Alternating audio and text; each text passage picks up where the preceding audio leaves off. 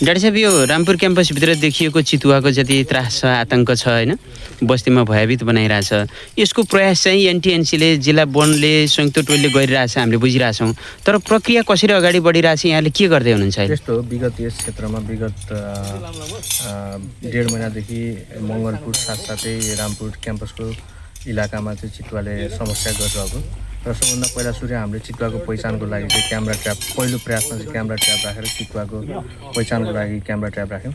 Camera ट्र्यापमा नदेखे पनि पछि हाम्रो चितुवाले चाहिँ एउटा कुकुरलाई चाहिँ त्यहाँ जुन उसले किल गरेर खान खोज्यो त्यसपछि हामीले यहाँ चाहिँ यस क्षेत्रमा चाहिँ बक्स ट्र्याप चाहिँ परिचालन गऱ्यौँ। त्यो चाहिँ जुलाई 29मा गरिएको थियो। त्यो गरेकै दिन हामीले एउटा चितुवा चाहिँ उद्धार गर्न सफल भयो। त्यसपछि चाहिँ नियमित रूपमा चाहिँ चितुवा यस क्षेत्रमा आइरहेको र बक्स ट्र्याप चाहिँ लगभग मङ्गलपुरको यो अविनाश ह्याचरी गोपालचोकको अविनाश ह्याचरीको क्षेत्रमा एउटा बक्स ट्र्याप रहिरहेको साथसाथै 2टा बक्स ट्र्याप चाहिँ एउटा यो हाम्रो भेटनरी को जुन एरियामा र एउटा चाहिँ कृषिको एरियामा 2 ठाउँमा चाहिँ हामीले बक्स ट्र्याप राखेर चाहिँ उद्धार गर्ने प्रयास गरिरहेका छौँ। त्यो पनि अलिकति त्यसमा पनि नपरेको कारण अहिले चाहिँ हामीले रिसेन्टली चाहिँ यो पहाडी इलाकामा चाहिँ हिमचितुवालाई समात्नलाई अथवा उद्धार गर्नलाई प्रयोग गरिने फुड ट्र्याप चाहिँ यो WWF नेपालको सहयोगमा चाहिँ हामीले त्यहाँबाट ल्याएर चाहिँ फुड ट्र्याप राखेर त्यसलाई उद्धार समात्ने प्रयास गरिरहेका छौँ। अहिले चाहिँ यो CCTVबाट देखिएका भिडियोहरू साथसाथै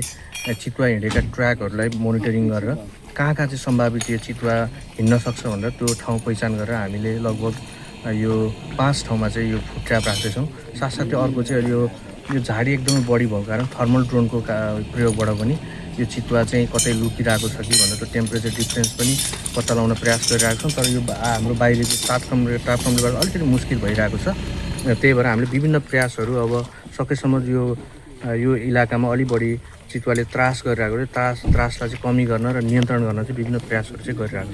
डाक्टर साहब जस्तो यहाँले गर्नुभएको कामको यो खोजी कार्यको चाहिँ हामीले पनि अनुगमन गरिरहेछौँ निगरानी राखिरहेछौँ होइन हामी दिनरात यहीँ हजुरहरूसँग खटिरहेछौँ तर सफलता हात पर्न नसक्नुको कारण अप्ठ्यारो चाहिँ के रहेछ डाक्टर साहब? यो 2टा कुरा छ। एउटा चाहिँ चितुवा इट्सेल्फ अलि एकदमै यो चितुवा चाहिँ कस्तो भन्दा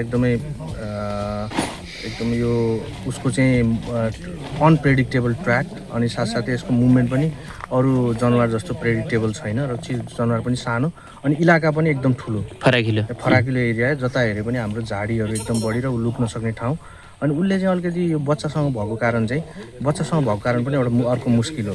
बच्चा भएपछि उसले अलिकति प्रोटेक्टिभ हुन्छ किनभने यो हामीले मुभमेन्ट हेऱ्यौँ भने दिउँसो भन्दा नि रातिको समयमा धेरै मुभमेन्ट यसले गरिरहेको छ र यो हाम्रो यो भू बनोट झाडी अनि त्यसपछि मौसम अनि त्यसपछि यो बच्चासँग भएको कारण पनि चितुवा सम्बन्धमा अलिकति समस्या चाहिँ भइरहेको छ।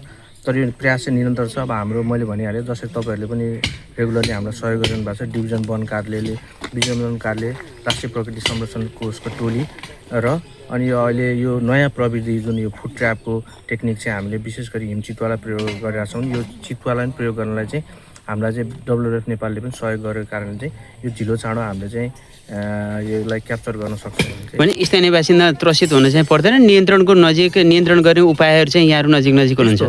त्रसित भन्दा पनि त्रसित चाहिँ हुनु भएन होइन किनभने सतर्क चाहिँ हुनु पर्यो।